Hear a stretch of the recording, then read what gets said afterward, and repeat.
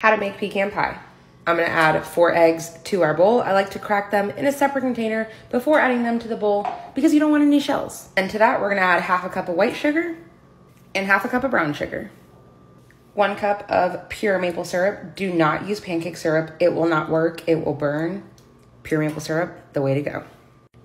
And before we add anything else, we're gonna go ahead and give this a mix.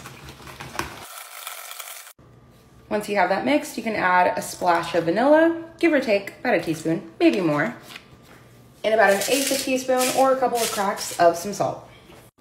Then to this mixture, we're gonna give it a mix, and I have 4 tablespoons of melted butter.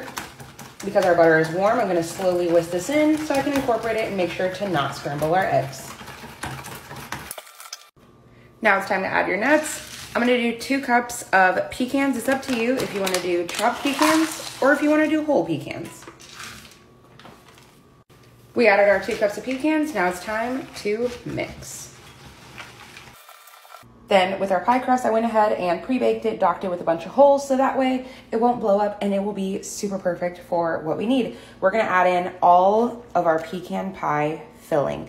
Now you wanna get all of the nuts in there. You might get a little bit of overflowage depending on the pie shell you are using, the pie size, but it is going to work out wonderfully. You wanna add any and everything that you have left in this bowl. Trust me, it all counts. Now I'm gonna say, if you don't like pecan pie, you will love this pecan pie.